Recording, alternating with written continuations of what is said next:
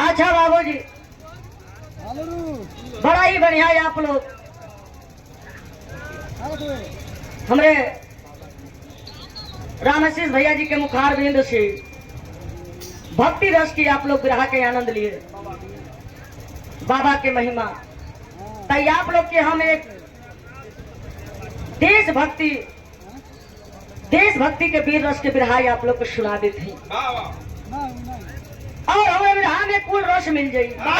कमर कमर हमारे विरहा में वीर रस के भाव मिली और करूर रस मिली और हास्य रस मिली और श्रृंगार रस मिली और का बेहाया का रस तनी के पिया जा तुहार बढ़िया बजाओ। अभी बियाह ना भइल लड़का हूँ। अबे नहु के बजावे के तब मास्टर साहब मिजाज बना के ज्यादा समय ना लेते हुए आप लोग को वीर रस की विरहा सुना दी थी। महफिल बड़ा बढ़िया बा। विरहा के सुनवैया बाबू भैया लोग बैठल हवन जा। मात्र 15-20 मिनट के आप लोग को विरहा सुनावत थी। आशा ना पुण्य विश्वास बा कि आप लोग के पसंद आई। बात उस समय की है बाबूजी जब हमारा हिंदुस्तान गुलाम था। गुलामी की जंजीर में जकड़ ही भारत मा करा रही थी। उस समय लोगों के दिल में देशभक्ति भावना जगता। मास्टर साहब 4 लाइन भूमिका में कही के बाद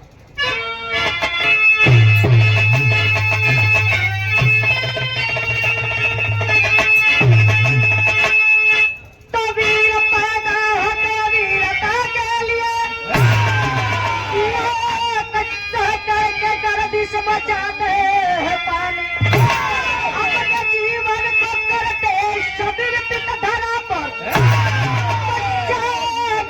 कर हथेली पर अपना वो जाने नाम अपना मर करके जाते यहाँ से जिंदगी जिनके जीवन के बनती कहानी सबर जाओ पापी न जुल्म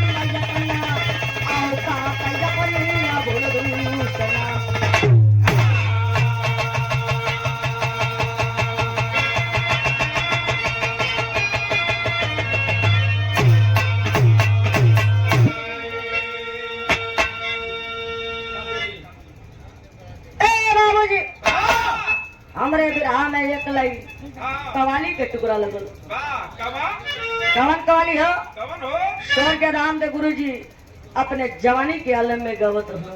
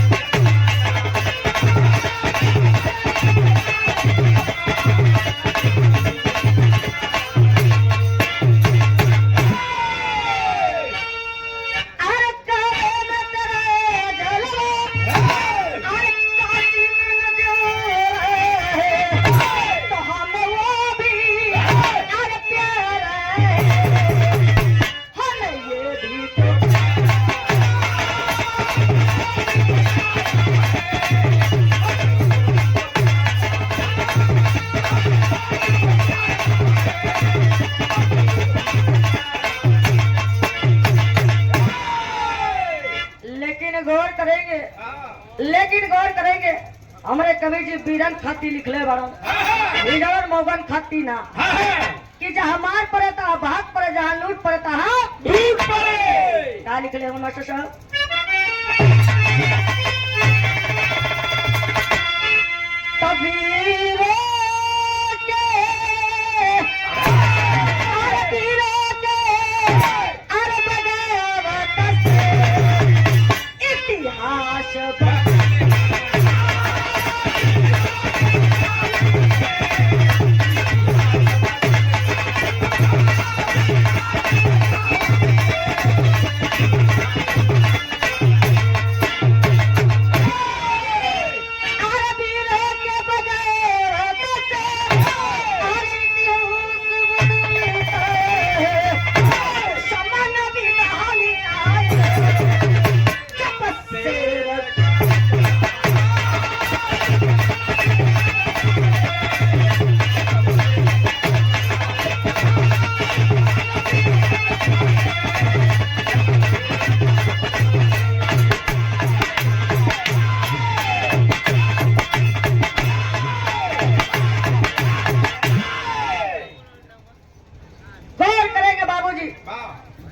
पहले आप लोग समझ ली गौर करेंगे कहानी बाबू उत्तर प्रदेश चंदौली जिला के बाद बाबा जैसे कि आप लोग चंदौली जिला के बाबा के बारे में आप लोग सुन रहा जा हमारे खिचड़ी बाबा के बारे में तो हमारे कहानी चंदौली जिला की बात चंदौली जिला साहबगंज के अंदर एक डुमरी गांव पड़ेला आप लोग जानत हो जा वही डुमरी गांव में एक गरीब परिवार जगन्नाथ चौहान अपने गरीबी में गुजारा करत रहे भगवान 3 संतान देले रहने तीनों संतान बड़ा होनहार लेकिन जो मझला बेटा दिलीप चौहान रहले उनके दिल में बस एक ही बात रहल एक ही बात रहल एक ही तमन्ना रहल कि पढ़ लिख कर अगर हम कुछ भी बनाम तब फौजी बनाम और अपने देश के रक्षा करो दिलीप चौहान रोज भोरे भोरे उठ के बाबू रोज बिहाने बिहाने उठ के बाबू 4 बजे भोरे उठ के और रियाज पानी करत होने बाबूजी एक दिन दिलीप चौहान कमरा में सुत के सपना सजावत होन बाबू क्या सजावत होन मास्टर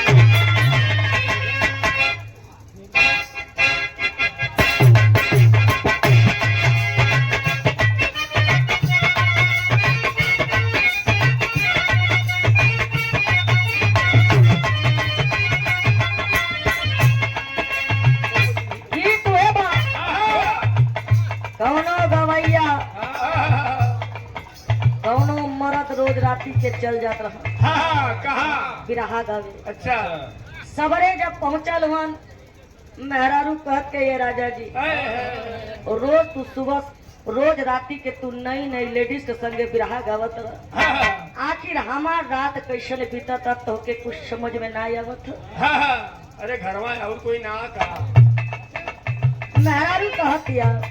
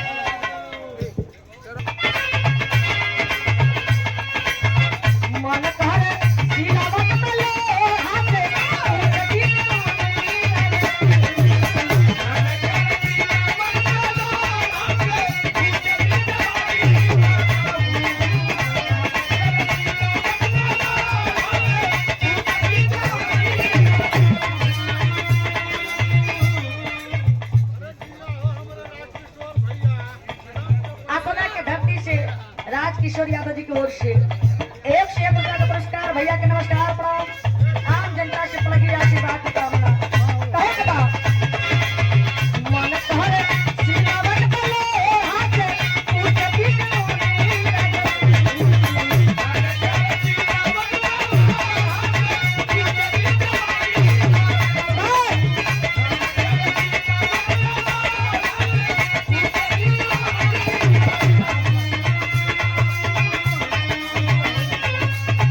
मन तोहरे सिलावट बोले हाथ ऊंच पीठ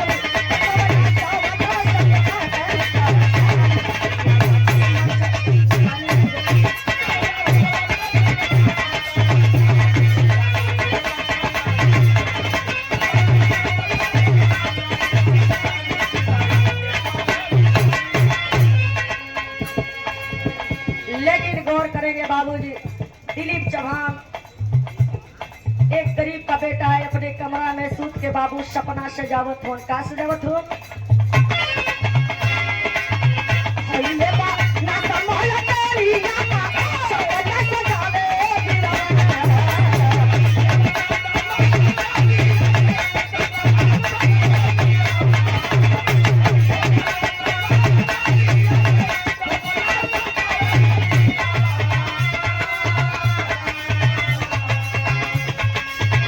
हईले बा ना संभाल तेरी यामा सपना सजावे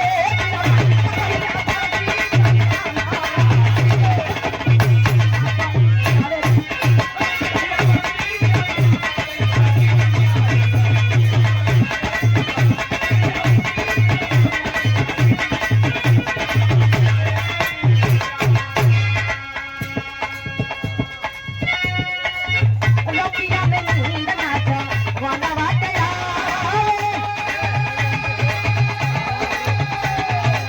और वाली बात उनके दिल में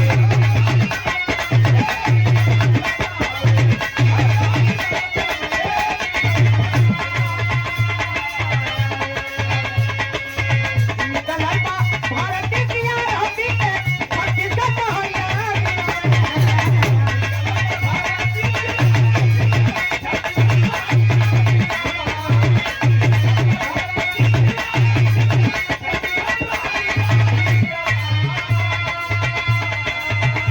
निकलता भारत की रहती है छत्तीसगढ़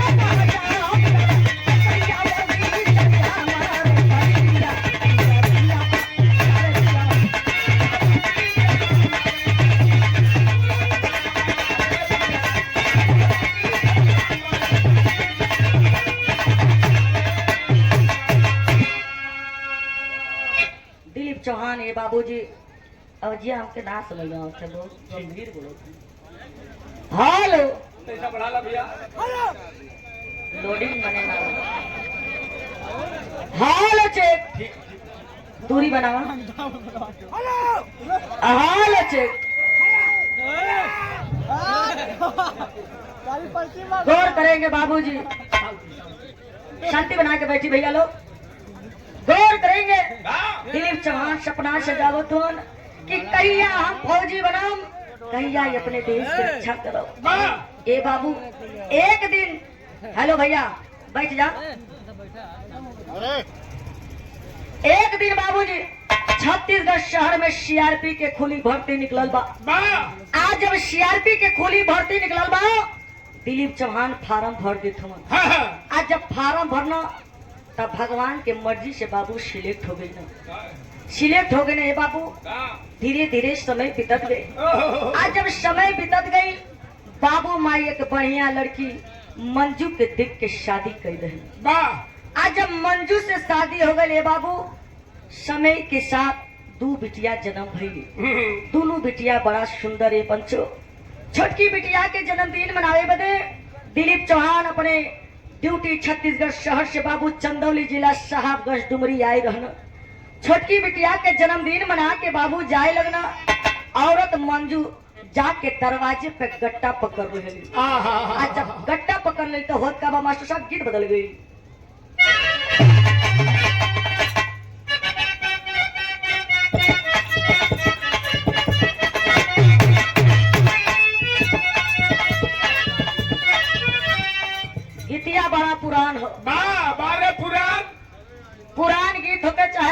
चीज होके ओकर बातें कुछ ही अलग होला। जैसे जैसे में बतावल जाला कि पुरान चाउर भई, पुरान गुड़ भई, और पुरान दारू भई। पुरान मेहरारू भाई तू काहे बदे तोरे जैसा लड़की के बतावा नहीं। का बतावेली? ऐसे डाल डाल डाली में नमक इतना घुमा के बोलबा तो पर्दे पकड़ ले हल्के का बतिया आऊ का कवन गीत था मास्टर साहब? पियावा मिलल वाला लमुंगवा देखे के सपना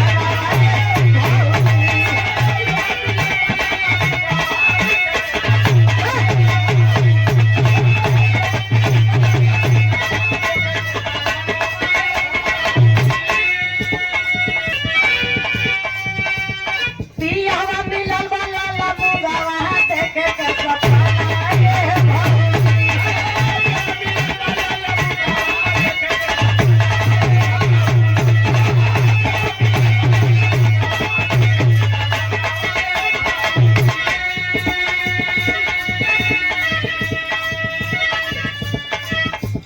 पानी भर जाली हवे पानी घटवा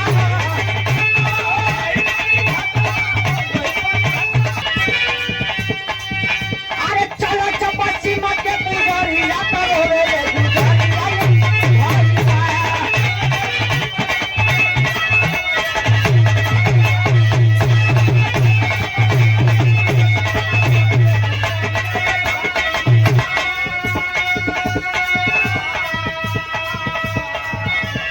औरत कहतड़ी के स्वामी अब तू चल जे बना हमके छोड़ के जा स्वामी। ये देश के सेवा करे जात हो ना स्वामी, जा तो के ना रोकम, लेकिन जाए से पहले एक वादा करके जा। कवन वादा मास्टर साहब?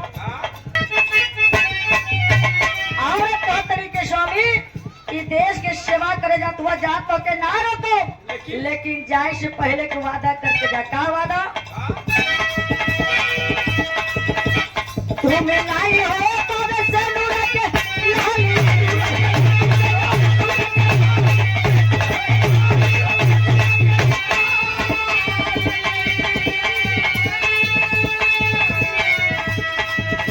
अच्छा तो बाबा सैया लगी आई हो तू खाली।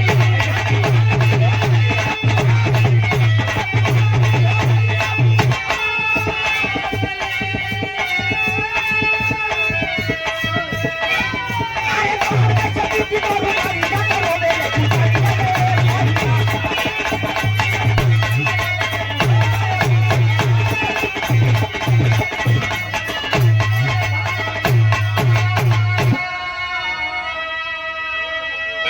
औरत कहतड़ी कि स्वामी ई देश के सेवा करे जात हो ना, जा तो के ना रोको, लेकिन जाए से पहले वादा करके जा। वादा करके जा कि हमरे मांग के सनूर को बोल लाली से काली ना पड़ी, और वादा करके जा कि आप जल्दी आएगा। जब इतना बात बाबू गरीब का बेटा दिलीप चौहान बाबू सुनत हुवन कहना के अरे पगली ई तू कैसे कह देलू? अरे हम वादा करत ही पागल, वादा करत ही कि तोरे मांग के सनूर को बोल लाली से काली ना पड़ी, और हम वादा करत है कि हम जल्दी आए। हम देश की सेवा करे जाती तो के छोड़ के थोड़ी ना जाती, हम बहुत जल्दी आए। इतना बात कह के बाबू वर्दी कस के चल देते हैं। कैसे मास्टर साहब तेरी में कही के बात?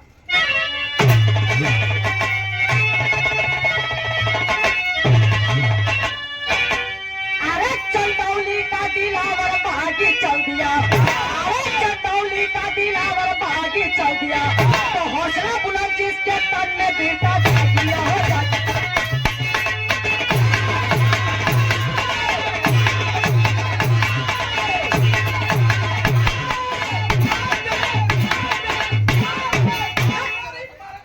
अरे रहा कि कपड़ा पे एकदम चढ़ जी बा। ऐसे ही मरवाइबू तो तोहार फाड़ देई। का फाड़ दे? ढोलकिया हो आऊ का सहूर देखा 1000 मढ़ाई लगत। सहूर देखा गुरुजी, बजावत के फटी तक हमन दोस्त बा। अपन देख के देखा। बजावे तोहार देहल जा हमहन। तो हम तो देहले ही तो फाड़त हो जाए। हां एक आध दिन तोहू देख के देखला। गौर करेंगे बाबूजी। वर्दी कश के बाबू अपने ड्यूटी बाबू छत्तीसगढ़ शहर में पहुंच जाते हैं। छत्तीसगढ़ शहर में पहुंचा हुआ अधिकारी कहना कि अरे बेटा आ गए, इतना लेट काहे हुआ। दिलीप चौहान कहना कि सर परिवार के मुंह में सब आ जाला, परिवार के छोड़ के कैसे हमन के रही नहीं जा, वो तो हमन के दिले जाना था। अधिकारी कहना कि "ए बेटा आ गए हो तो जल्दी से नहा धो लो, खा पी लो, फ्रेश हो जाओ, तुम्हारा ड्यूटी बीजापुर जंगल में लग गया है। इतना बात जब दिलीप चौहान सुना कहना कि काहे सर अभी अभी तो हम आए हैं, आखिर हमारा ड्यूटी बीजापुर जंगल में काहे लग गई। अधिकारी कहना कि बेटा तुम बीजापुर जंगल में चले जाओ और 12 नौजवान को ले लो, 12 नौजवान को ले लो, कहे कि कुछ आतंकवादी आकर बीजापुर जंगल को घेर लिए हैं। जब इतना बात बाबू दिलीप चौहान सुनत हो, टोला सजा के बाबू 12 नौजवान लेके बीजापुर जंगल में पहुंच जाते हो। आज जब बीजापुर जंगल में पहुंचल हो, देखत हो कि आतंकवादी 100 के संख्या में और हमारे देश के वीर 12 संख्या में बाबूजी। तब तक दोनों तरफ से धुआंधार गोली चले लगे। आज जब धुआंधार गोली चले लगल तो गीत लगल मास्टर साहब,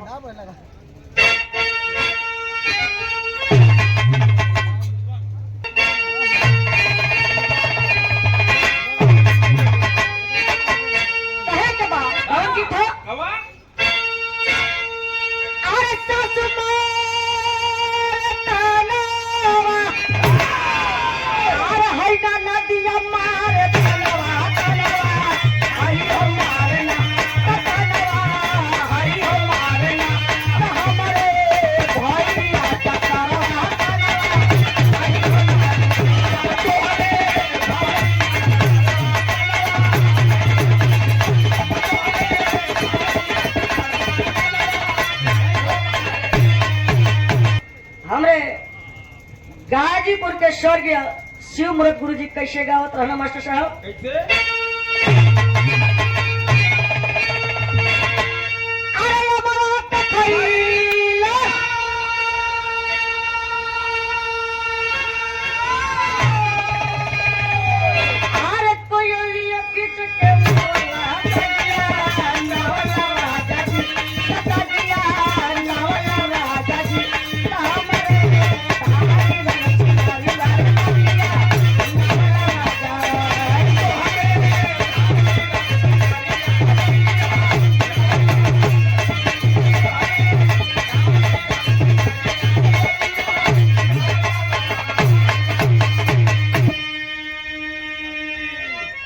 लेकिन गौर करेंगे बाबूजी, वो बीजापुर जंगल में होत का बा मास्टर साहब?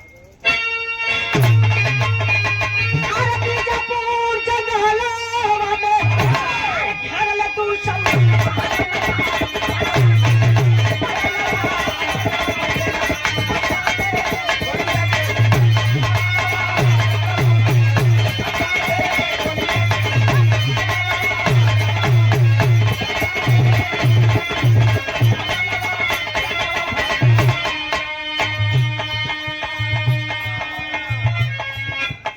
चारों तरफ से चले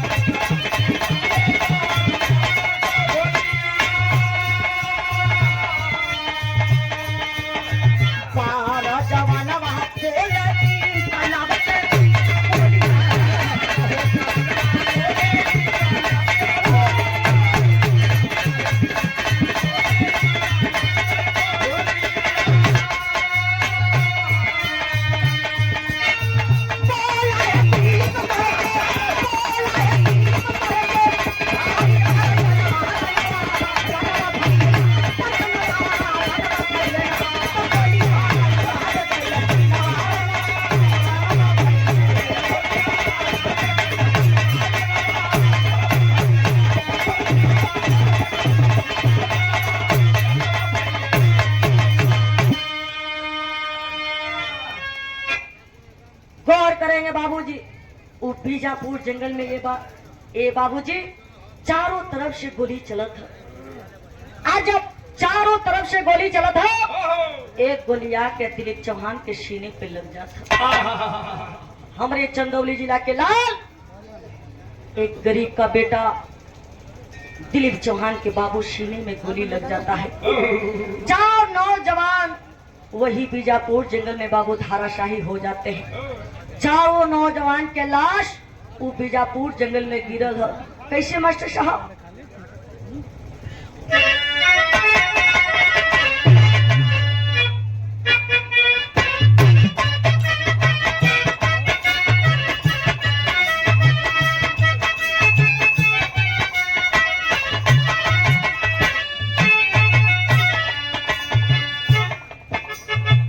कहली कि ये बंदर उड़ जा जमुना में, उड़ जा जमुना में, मंगला ना पाना।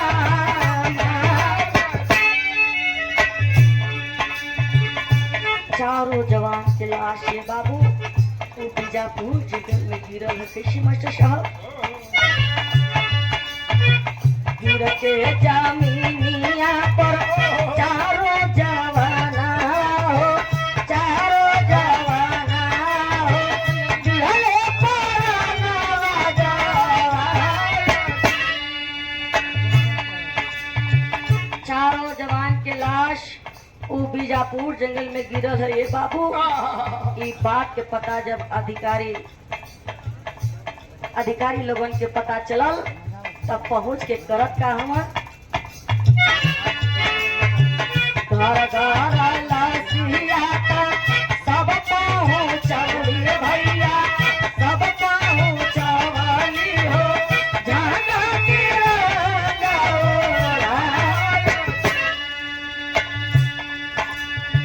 अधिकारी पहुंच के पंचो चारों जवान के लाश ताबूत में भर के झंडा तिरंगा उड़ा के घरे घरे गांव गांव पहुंचावल जाता।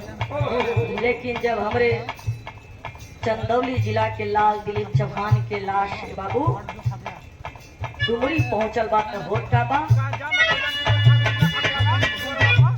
लसिया दिलीप के जाबा डुमरी पहुंचली बाबू, डुमरी पहुंचली हो मनवा में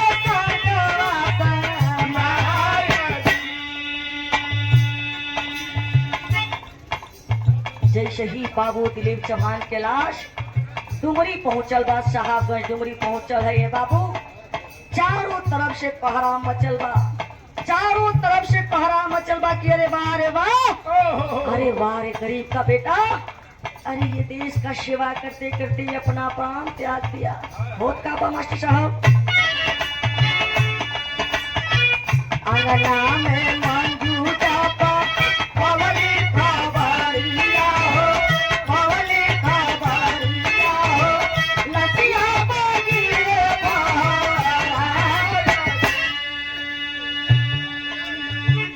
ये बाबू पूरा गांव के लोग रोत कि अरे बाहर गरीब का बेटा, अरे ये देश का सेवा करते करते अपना प्राण त्याग दिया।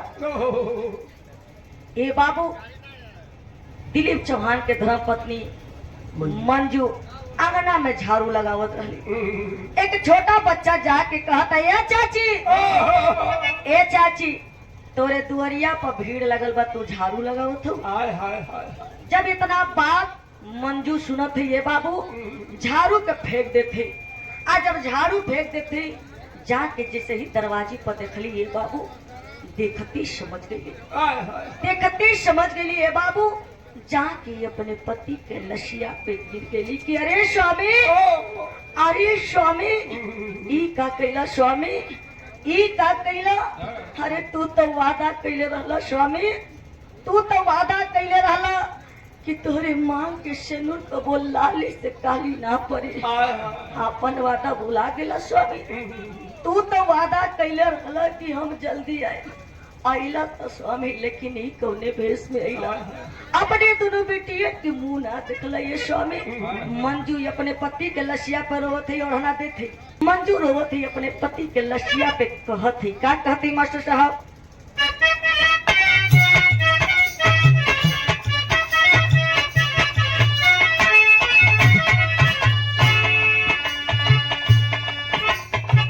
माई कहेली बेटी नियरे दिया हो,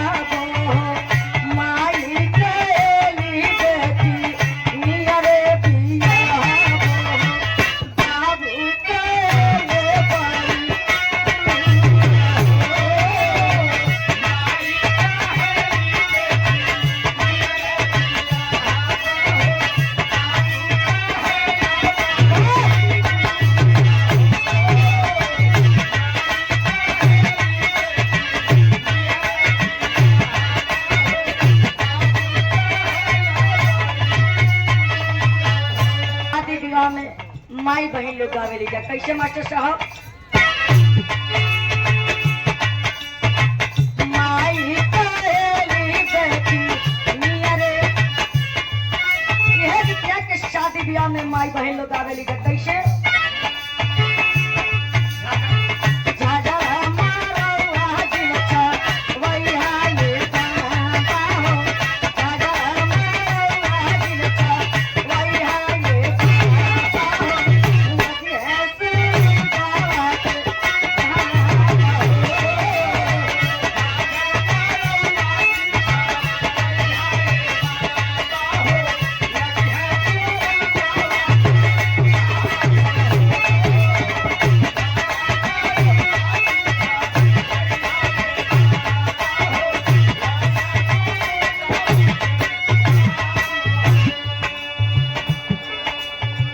लेकिन ए बाबू मंजू अपने पति के लसिया पे रोवत थी और कहती का कहती रोवेली मंजू धई के सजना के लसिया रोवेली मंजू धई के सजना के लसिया गहिरा के दिशा रहाया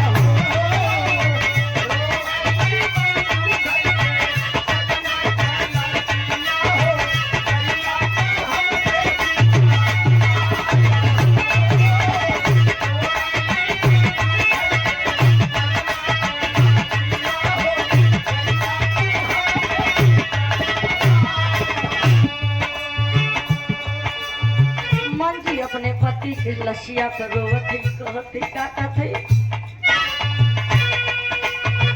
कैला जवन वादा सैया हमसे ना निभाना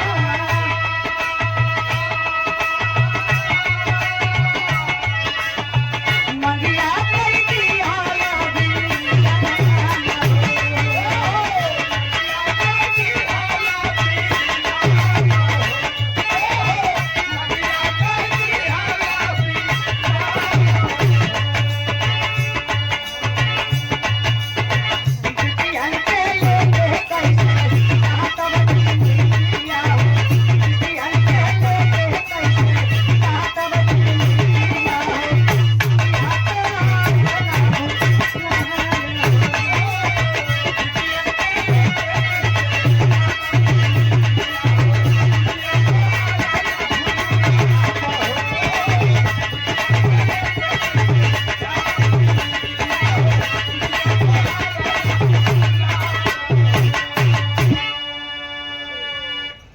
मंजू बाबू कहती है कि अरे स्वामी अपने दोनों बेटियन के भूना देखल ये स्वामी ये देश के सेवा करते करते हमन के प्यार भुला गए ये स्वामी तारे दोनों बेटियन के लेके कैसे जियब ये स्वामी माई बाबू खेते गए रहना जब माई बाबू खेते गए रहना जैसे ही सुनत होने बाबू दौड़त परात याद के बेटा के लसिया पे गिर जातवन की अरे बेटा बुढ़ौती बिगाड़ दिला ये बेटा मना कैले रहनी ये बेटा कि तू फौज में भर्ती मत हो लेकिन हमारी बात ना न मनला आज मन के छोड़ के चल गई लगा तू ही तो एगो घर के शान वाला ये बेटा कैसे अपने चिता किया कि तोरे चिता जली ये बेटा माई बाबू अपने बेटा के लसिया पर रोवत हो लेकिन अंजू अपने दोनों बेटियन के लेके अनशन पर बैठी ए बाबू दोनों बिटियन के लेके अपने पति के लसिया पे अनशन पर बैठ जाती है बाबू आज जब अनशन पर बैठ जाते है बाबू कि जब बात के पता नेता और अधिकारी लोग के पता चलल बा तब मौके पर चंदौली जिला साहबगंज डुमरी के पहुंचा था हमार बिहार राजनीति के ना जैसन घटल रहा वैसन आप लोग के सामने पेश करत है और हमार कहानी आप लोग टीवी और अखबार में आप लोग पढ़ले और देखले हो बजा तब मौके पर के पहुंचा था मास्टर साहब आराम ने प्रमाण बा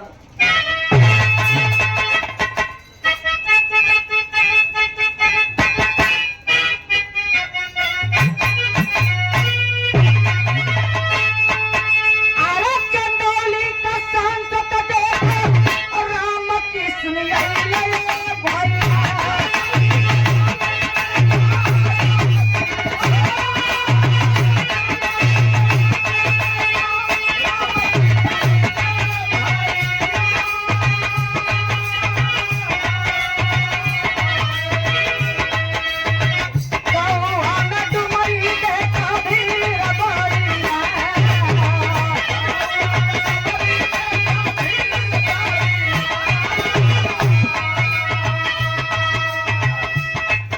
चंदौली के सांसद राम किशुन जी है बाबू। खबर मिलते ही ये पंचो दिलीप चौहान के दरवाजे पर पहुंच जाता हूँ। दूसरा नंबर में के पहुंचत हूँ मास्टर साहब।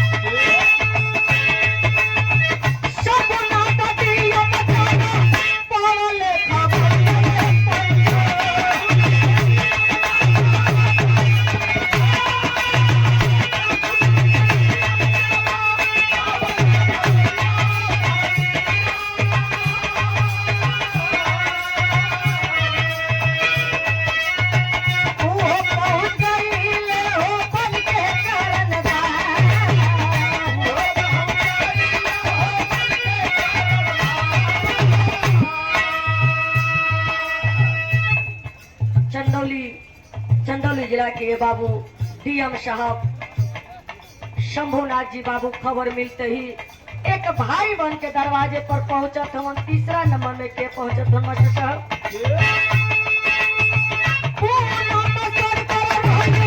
चकिया के विधायक बाबू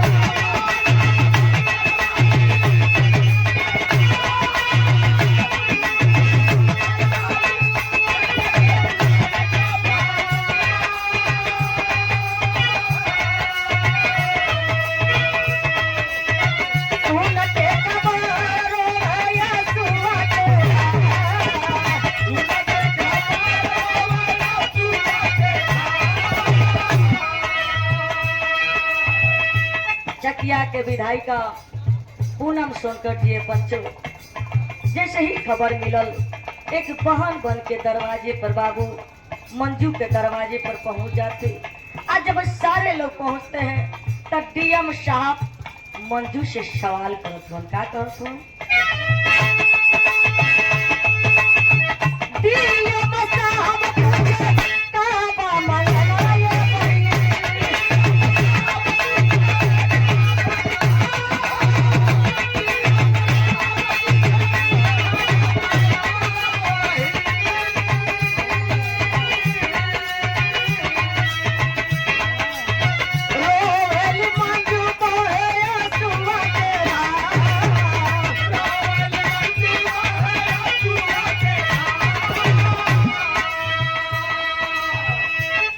साहब कहते कि बहन आंसर तोड़ दो बहन, आखिर तुम्हारी क्या मांगे? हमें भी अपना अपना ड्यूटी जाना है बहन, आंसर तोड़ दो। जब इतना बात मंजू सुनी कहली के वाह सरवा अभी तो के अपन ड्यूटी लौकत ई देश के सेवा करते करते हमारे पति शहीद हो गए ना, आखिर हमारे पति के नाम अमर कैसे रही? हमार मान पूछत हो तो सुना मान बताओ थी। क्या बताओ थी?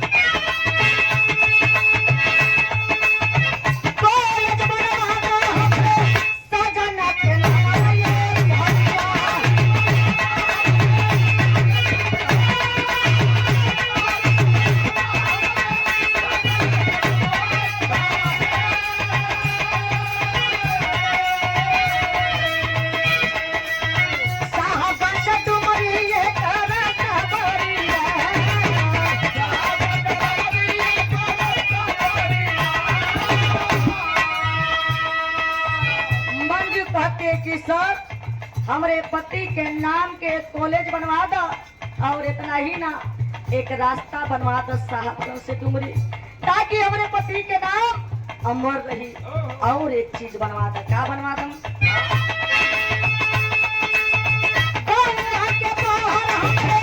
स्वामी के मूर्ति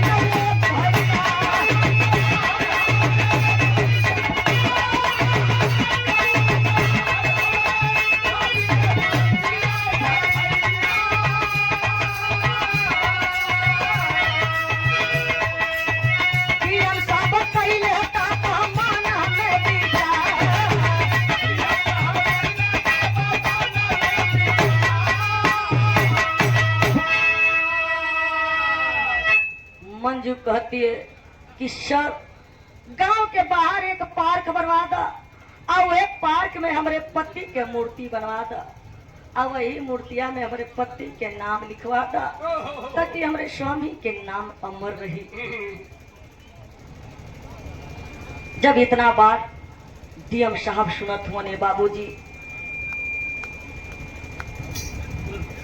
तुरंत बाबू मान्य अखिलेश यादव जी के फोन लगावत हूँ। वाह वाह बाबूजी तुरंत बाबू मान्य अखिलेश यादव जी के फोन लगावत हूँ। आज सारी बात डीएम साहब अखिलेश यादव जी के बता दे ना। आज जब सारी बात डीएम साहब सुनत होने पंचो, अखिलेश यादव जी सुनत हुआ, कहना डीएम साहब से कि बहन से बात कराओ। आज जब मंजू से बात करत हो मान्य अखिलेश यादव जी, तब मंजू के समझावत हो का मास्टर साहब खड़ी में कही बात।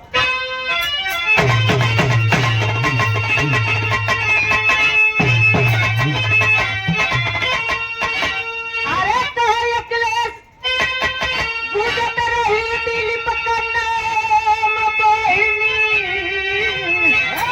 जल्दी आइबा डुबरी तोहरे गाँव बहिनी।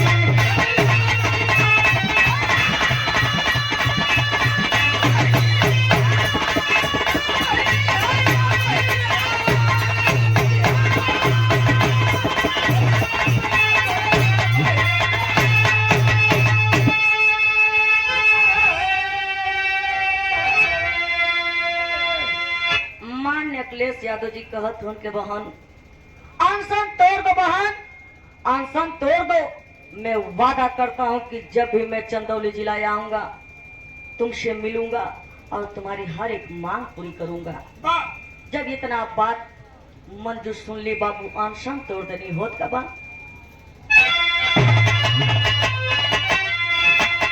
तलकिया दफनाए लोग चल ले भवानवा, आए धन्य मोर देशवा के धन्य हो जावा।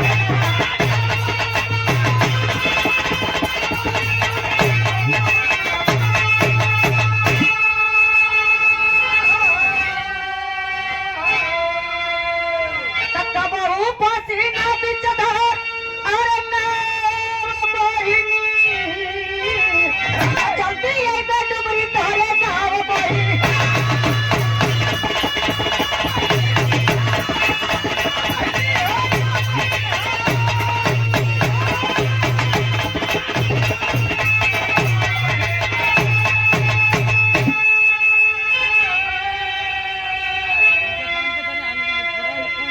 वादा के अनुसार है बाबूजी, चकिया तिराहे मुंगसराय चकिया तिराहे पे जब गंजी प्रसाद मूर्ति का उद्घाटन हुआ था, उस समय माननीय अखिलेश यादव जी आए थे। मंजू से मिलकर बाबू 20 लाख का चेक दिए और छत्तीसगढ़ के अधिकारी मंजू को 25 लाख का चेक दिए। वादा किए कि तुम्हारी हर एक मांग पूरी करूंगा। बतावल जला ये बाबूजी कि कुछ मांग पूरा भइल और कुछ मांग पूरा ना भइल, वाह कहे कहीं की सरकार बदल गई। हाँ, यही से कहानी समाप्त आखिरी में कही गई मास्टर साहब।